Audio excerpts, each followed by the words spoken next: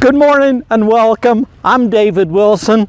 This is Overdev Nurseries and we're here this morning in the display and trial area, and as you see we're starting now to do some of our spring cleanup, which also involves pruning some of the shrubs in this area.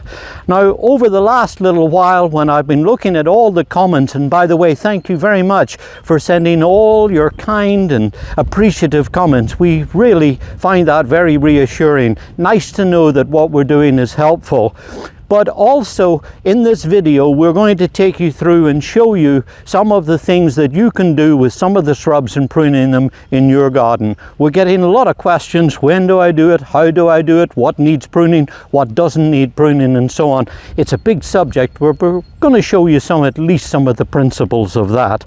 And also we know that these videos are being watched quite literally from all over the world. So it would be interesting, we've never done this before, but it would be interesting if you could send us a little comment right now to let us know where you're viewing this from. And of course also, if you can subscribe to our videos, you'll be notified the very second we post each of our new videos going forward.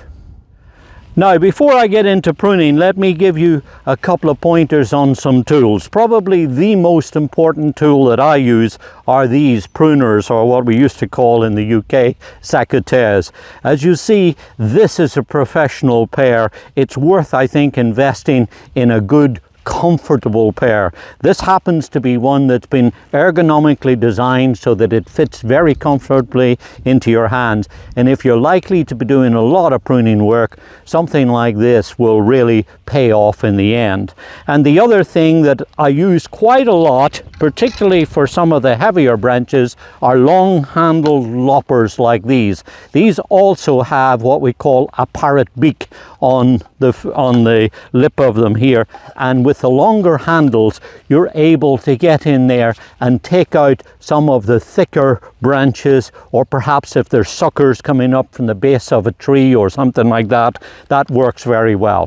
One thing you'll have seen me do in the videos that we've filmed before on pruning is that periodically I'll go through and spray the blades and clean them off with alcohol. This is very important to do, particularly if you are working with sickly plants, because there's a chance that you're likely to transfer whatever's causing the problem with one plant to another. So it's just a little hygiene worth doing, and that should be done on things like hedging shears and pruning saws too. So anywhere that you've got a cutting blade on the likes of these hedging shears or a pruning saw like this one, clean them off too, and you'll find that not only will it keep the tools nice and clean and so on, but it'll also probably help to keep them lasting longer too. And another tool that I use, as well as the hand pruning saw, is this one, which comes with an extending handle, and this allows you to reach up into the tops of, well, maybe not into the tops of trees, but well up into the upper reaches of the trees, so that you're able to do the pruning work there and not have to climb on ladders and things like that. So this is a valuable little tool to have as well.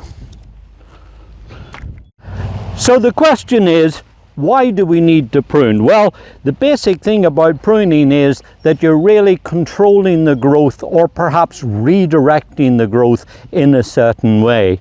And there are many different ways that we can do it, and I'm going to run through some of the sections here.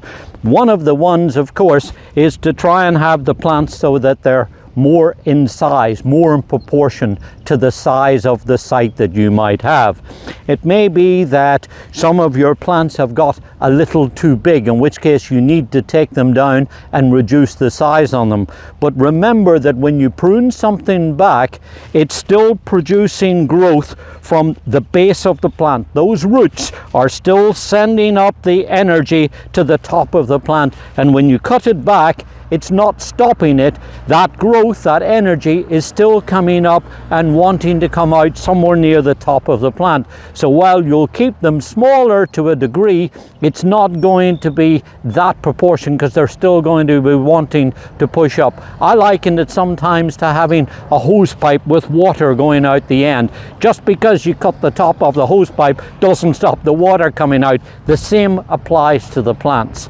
So one of the things that I would suggest with foliage plants like this golden colored spirea here, and this nice little purple compact growing barberry, this is one of the non-invasive types. This is one called Crimson Cutie, which is a gorgeous thing. As you see, they're just now breaking growth, and if you wanted to, you could go in with hedging shears and you can quite literally just go in and just trim the top off them and make them more shapely. You can do it with the likes of the spirea there, but also this little barberry. If it's producing some wilder shoots out to the side, you can just go in and just trim them back like that, and that will reshape up the plant. Because there's two things about this. Because when you prune them habitually over a period of years, you're going to get a lot of congested growth inside the plant. What I then do is often go in with a pair of pruners and thin them back inside the plant, taking back any shoots like this one that's crossing inside the plant, and so that helps to open it up a little bit and makes it more informal looking, not just a totally compact mound. Now it may be, excuse me for saying it, may be that you're an engineer type and you like everything exactly the same. If that's the way you like it and it's your garden, and of course you can do what you like in your garden, that's absolutely fine. But personally, I like to have them looking more natural, and therefore that's why I go in and trim back some of the shoots inside the plant to give it that little bit more of an informal look and appearance. Now, there are then some foliage plants like this evergreen over here that doesn't sprout well from the old wood, and it's very important with it that you start pruning it as a young plant and then keep at it, and that's what I'm going to do now with this little chamois cypress golden mop. And this is a very interesting little slow growing evergreen, really a coniferous species, and like most of the coniferous species, with a few exceptions like yew, most of them do not sprout well from the old wood at the bottom of the plant. So it's important to keep the growth at the perimeter of the plant nice and juvenile and healthy, and therefore to start pruning it early on in its life. And this is a plant that's probably planted every year by the thousand, perhaps even the tens of thousands. Many people think that because it looks so nice and small and compact as a small plant in the garden centre, that it's going to stay that well. Well, it doesn't. It is slow growing and it's really beautiful, and a gorgeous, very nice selection because of all of this bright golden foliage that has a lovely textural effect. But it also in time can get quite big, up to 12 and sometimes 15 foot high. So therefore, one of the tricks with this is, first of all, to make sure that you're buying a good clone.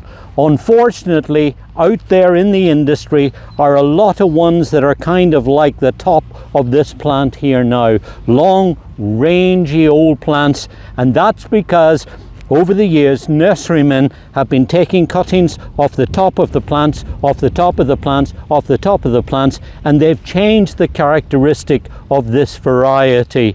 And our clone here that we have, that's offered through our garden centres, is much closer to the original one that Humphrey Welsh, in his Pygmy Arboretum in Devizes, Wiltshire, seen when he named the original plant Golden Mop. He said that when he seen it, it looked like the head of an old mop, and therefore that's why he called it golden mop.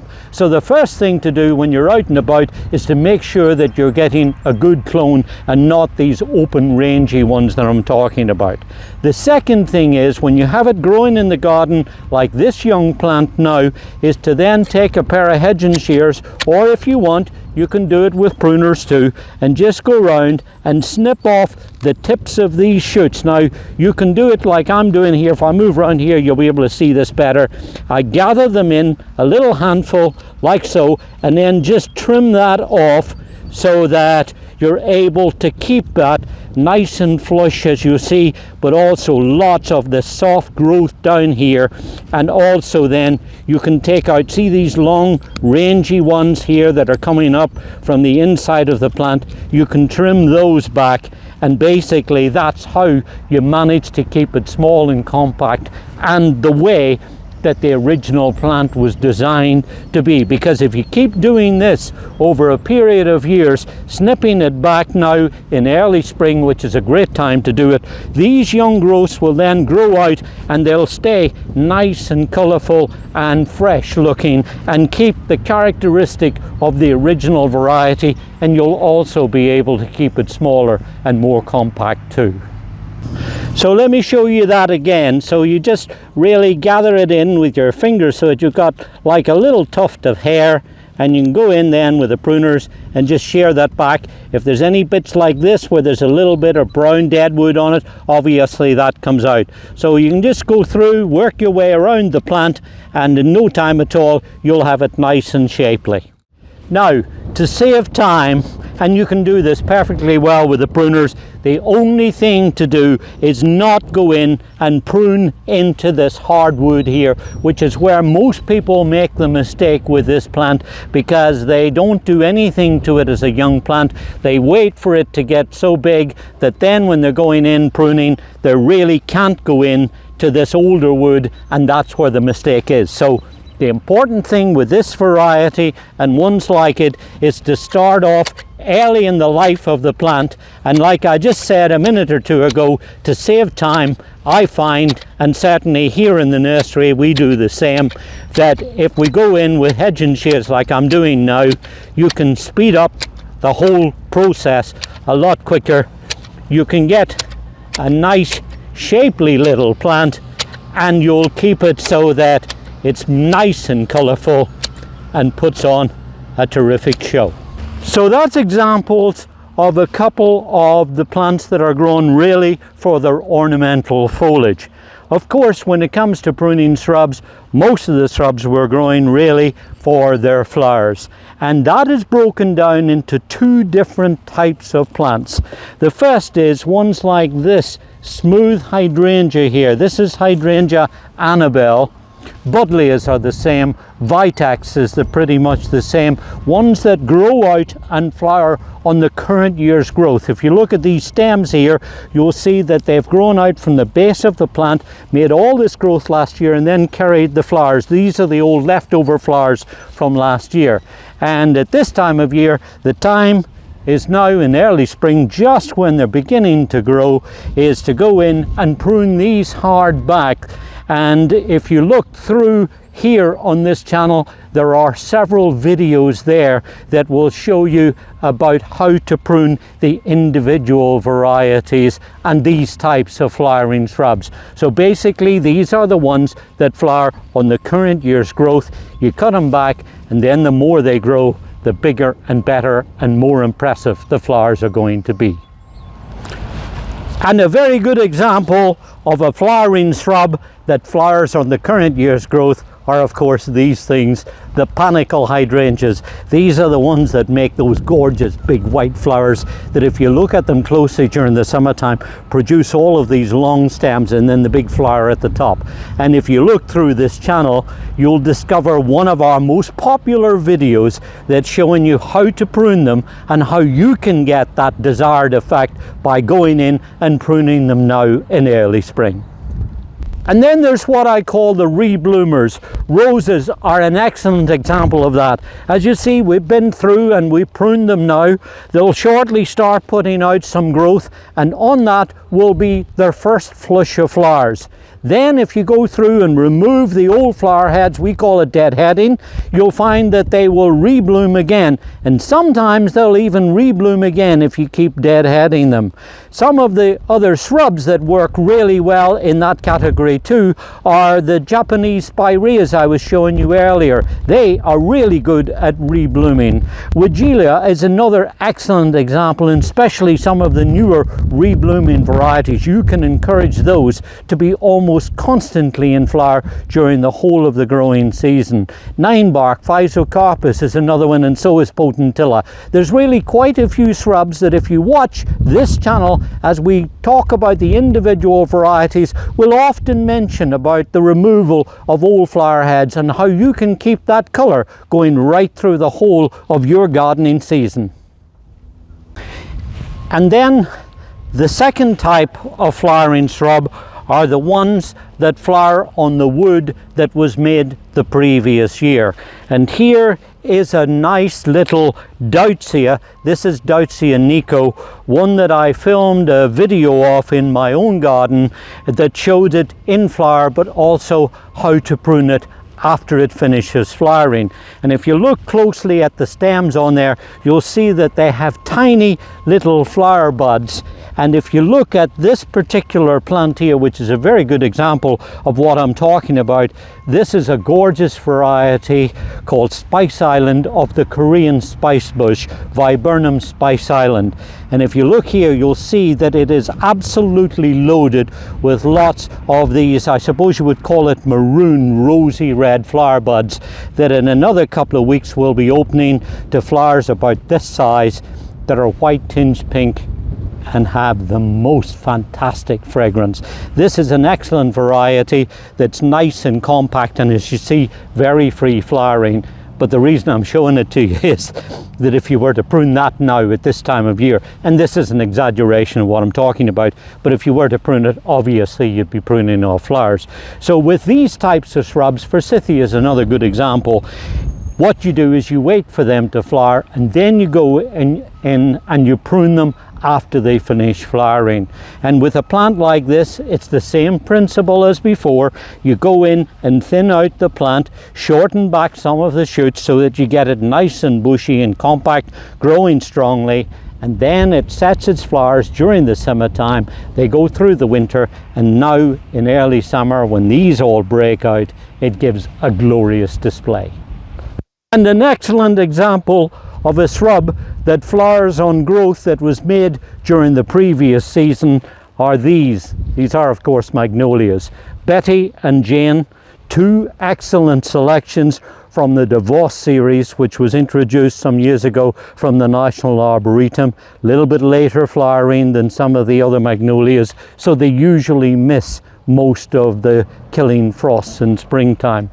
And if you would like to find out specifically how you could prune a magnolia like these, stay tuned, because shortly we'll be posting a video that we filmed in my garden in response to a viewer's question about how to prune a magnolia. So that will be up shortly, and then you'll be able to find out how you can prune magnolias in your garden. And then, at the risk, as they say in Ireland, of telling your grandmother how to suck eggs, another shrub that flowers on growth that was made the previous year are of course these things, the hydrangea macrophyllus, or the mophead hydrangeas. These are the ones that you don't prune in springtime, because nowadays some of the varieties are what we call remontant varieties. They flower on the new wood as well as the old, but most of the varieties that we have in our gardens are the old-fashioned types that grew out during the summertime, focused the growth of the flower bud right here in the tip of the little shoot. It's overwintered now during the winter time, and now in springtime it's just starting to emerge. And if you go in and prune these at this time of year, you are of course then cutting off the flowers. Now in a little bit, when these grow out and flower, we'll be coming back in here to show you how you can prune this specific type of hydrangea. So stay tuned for that also. Meanwhile, now in early spring, if you've got old woody plants like these ones here, which are really honestly probably getting near the end of their life, you'll see on them a lot of old, brittle, dead stems like these. When you touch them, they break. Those, of course, can be removed. They're dead anyway, so you might as well take those out. But be sure to leave the young supple shoots with a bud on the top of it, because that's where the flowers are. And with evergreens like these arborvitaes here, it's important as young plants that you keep an eye on them too, and perhaps do some corrective pruning if you need to. Now you'll see that this variety, which incidentally is one called Junior Giant, a very shapely, really nice compact variety of arborvitae. Most of these plants down here are already making nice growth, but on this particular one I've noticed that it's got 2 leaders, and so that if you have this happening in your garden, it's very important that you get in early and remove one of the leaders, so that you keep one, the strongest one, growing up through the middle, because that is going to be structurally much sounder. You see, if they've got a competing leader like this, if you get snow load, or also perhaps after a snowstorm, they can splay apart, so that if you catch this early and go in with your pruners, you can go in and remove that and then allow this leader to grow up through.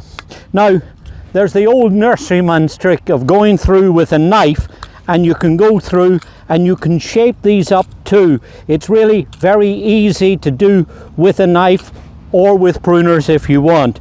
This is now going to grow out and make that strong central leader and be, as you see, a very nice green. And another category to mention is the semi-evergreen things like abelias. This is a variety from First Editions, very nice, called Vanilla Brandy. It's absolutely gorgeous. As you see now, it's dropped most of its leaves. It's just starting to put out young growth on it, and I usually, when I'm pruning these, like to see them come back after the winter time. Sometimes it's not happening on these plants, but sometimes you'll get little dead tips, and you can go in at that point with a pair of pruners and just remove the dead tips, or now, as I like to do with hedging shears, is just go through and shape them up a little bit by removing the old wayward shoots on the top here and getting it back to a nice shapely habit again. And then the last category that I want to tell you about today in terms of pruning shrubs, the different types, are these, what are generally referred to as dieback shrubs. Sometimes butterfly bushes fall into this category, particularly if you live in the more northerly, colder parts of our region. The top of the plant is effectively dead after the winter time, but if you look in at the crown, you'll see now at this time of year in early spring young growth appearing from the base. Sometimes it might occur about halfway up depending on the variety. This particular batch here, 3 plants, is a very nice variety of Hypericum. This is Hypericum pumpkin. It grows, as you see, about 3 to 4 foot high, carries little yellow flowers during the summertime, and then sets in the late summer and autumn time to produce pumpkin colored seed pods on the tops of the shoots that are absolutely gorgeous at that time of year. But the nature of the beast is to die back to the crown, sometimes referred to also as a sub-shrub. So at this time of year, what I usually do is wait until time until things warm up a little bit, until I see the young growth coming through from the base, and then with a pair of pruners it's really just a matter of going back through the stems and chopping off the old dead shoots that are on the top. As I mentioned a minute or two ago, sometimes they might be alive about halfway up. So in that case, when that happens, you can start at the top of the shoot, and if you're wondering, work your way down the stem until you find green growth at the bottom, and then that's when you know that's as far as you need to go. So start at the top. Just look at the stems. If you're wondering about it, with the blade of your pruner, you can just make a little nick in the stem, and here it's brown, so that tells you that it's dead. And then just work your way back to the young growth that's just now emerging out of the ground, and it'll regrow out, of course, produce lots of growth, those yellow flowers, and then these gorgeous seed pods on the top that incidentally make wonderful items for putting into floral arrangements. So there, as you see, is a couple of ideas or suggestions as to what you can do for pruning in your garden. As you watch the various videos here on this channel, and particularly as you scroll through the individual varieties, you'll often hear me talk about specific terms about how you should prune them, whether they like to be pruned in the springtime or after flowering or whatever. So stay tuned, and thank you for watching. This is David Wilson. Enjoy your gardening. It's good for us, and it's very good for our environment too.